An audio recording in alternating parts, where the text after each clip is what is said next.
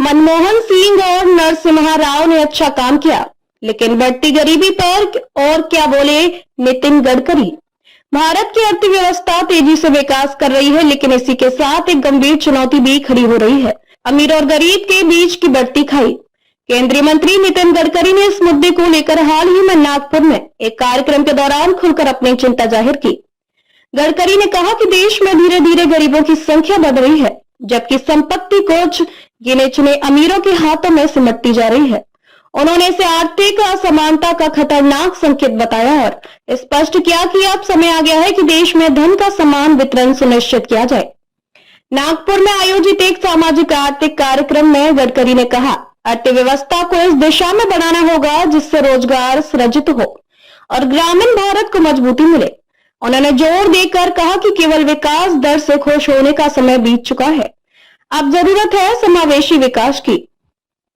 गडकरी ने स्पष्ट किया कि मौजूदा आर्थिक ढांचा सिर्फ कुछ वर्गों को लाभ पहुंचा रहा है।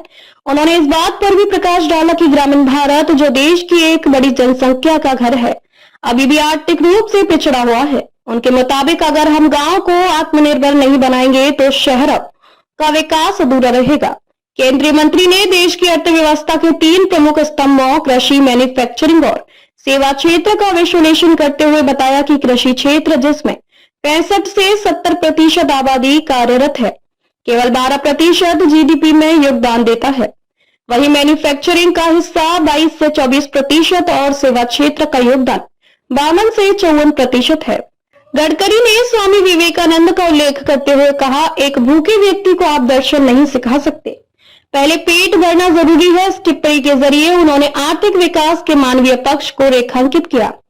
गडकरी ने पूर्व प्रधानमंत्रियों पीवी नरसिम्हा राव और डॉक्टर मनमोहन सिंह के आर्थिक दृष्टिकोण की सराहना की। उन्होंने कहा कि इन नेताओं ने भारत में उदारीकरण की नींव रखी और वैश्विक आर्थिक प्रणाली से भारत को जोड़ा। हालांकि उन्होंने ये भी जोड़ा कि इस दौर की नीतियां संपत्ति के केंद्रीकरण को पूरी तरह नहीं रोक पाई। पीवी नरसिम्हा राव और मनमोहन सिंह ने उदारीकरण की राह पकड़ी, लेकिन धन का वे केंद्रीकरण सुनिश्चित नहीं कर सके। गडकरी ने यह टिप्पणी करते हुए इशारा किया कि सुधारों की प्रक्रिया अधूरी रह गई थी और आज जरूरत है कि उसमें संतुलन और न्याय शामिल किया जाए।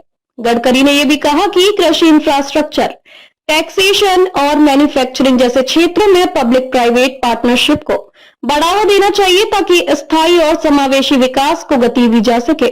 उन्होंने कहा कि अगर अर्थव्यवस्था रोजगार नहीं देती और गांव का उत्थान नहीं करती तो विकास का फायदा सीमित लोगों तक ही रह जाएगा।